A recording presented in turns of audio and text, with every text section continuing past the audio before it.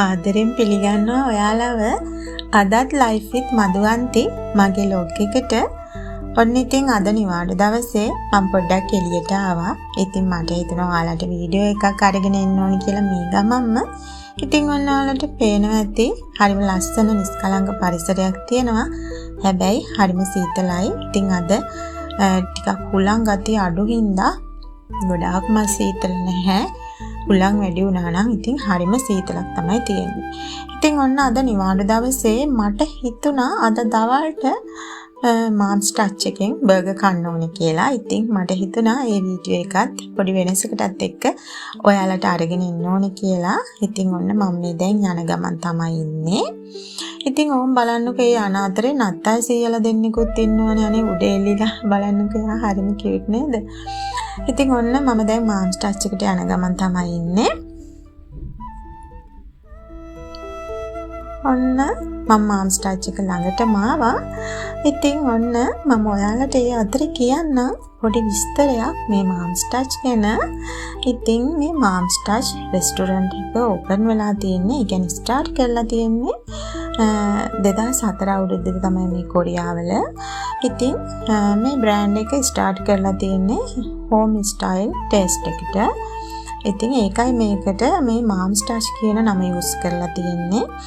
ඉතින් මේකේ මිනින් එක ගත්තොත් දැන් මාම් කියන්නේ අම්මානේ. එතකොට ටච් කියන්නේ අම්මගේ අත්ගුණේ කියන එක. අන්න ඒ වගේ මිනින් එකක් එන්න තමයි මේ නම මේකට යූස් කරලා තියෙන්නේ. ඉතින් ඔයාලා දන්නවද අද වෙනකොට මේ මාම්ස් ටච් කියන්නේ කොරියාව පුරාම බ්‍රාන්චස් තියෙන ෆේමස්ම චිකන් බ්‍රෑන්ඩ් එකක්.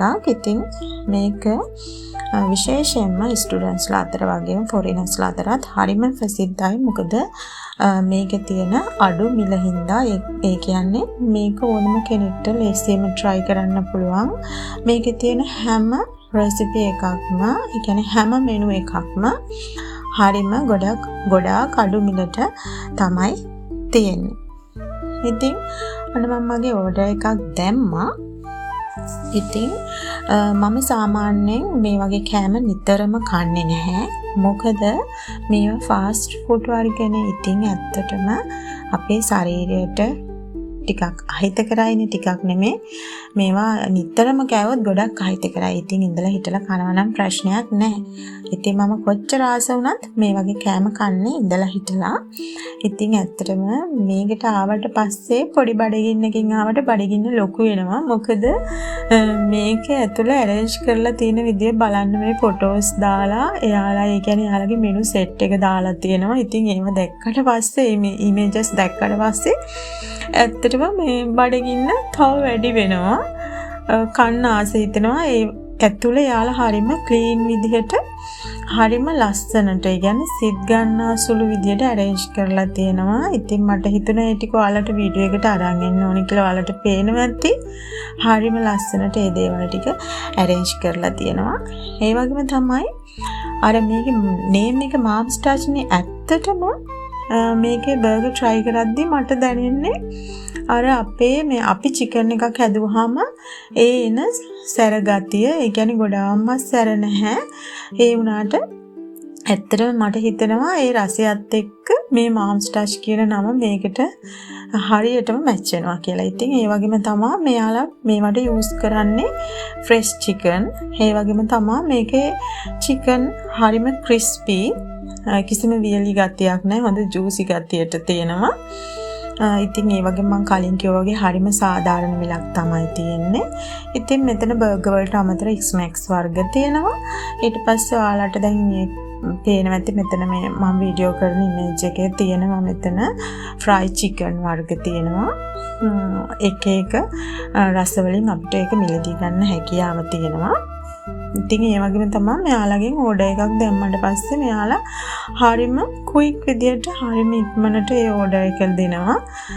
ඉතින් ඔන්න ඔයාලට පේනවා ඇති මම සම්පූර්ණම මේ රෙස්ටොරන්ට් එක පොඩි වීඩියෝ කෑල්ලක් ගත්තා. ඉතින් ඇත්තටම හරිම ක්ලීන් එකට තියෙනවා.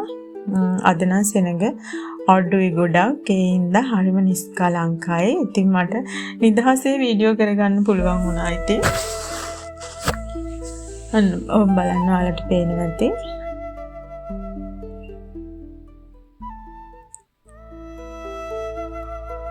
හරිම ලස්සනට මේ දේවල් ටික යාලා arrange කරලා තියෙනවා. ඉතින් ඔන්න මගේ order එකත් ආවා. ඉතින් ඔන්න දැන් පොඩි බඩගින්නක් ලොකු වෙලා තියෙන හින්දා ඔන්න මම දැන් කන්න තමයි හදන්නේ. ඉතින් ආදරෙන් මතක් කරනවා ඔයාලට ඔයාලා Korean food ඒ වගේම daily life vlogs බලන්න කැමති නම් Life with Madhuvanthi vlogs channel එකට එන්න. ඒ වගේම මේ වීඩියෝ එක හොඳයි නම් like කරන්න, comment එකක් දාන්න අමතක කරන්නත් එපා. ඒ වගේම ඔයා තාමත් මගේ channel එක subscribe කරලා නැත්නම් channel එක subscribe කරලා ඊළඟ තියෙන bell icon එක click කරන්නත් අමතක කරන්නත් එපා. ඉතින් ඔන්න එහෙනම් මම යන ගමන් තමයි ඉන්නේ. ඔන්න අක්කලා වගේ රෙදි හොදනවා. ඉතින් මට ඒකත් වීඩියෝ කරන්න හිතෙන හරිම ලස්සනයි නේද? ඉතින් එහෙනම් මේ වගේම ලස්සන මතකයක් අරගෙන ආයෙත් හම්බෙන බලාපොරොත්තුවෙන් ගිහිල්ලා එන්න. පරිස්සමෙන් සතුටින් ඉන්න.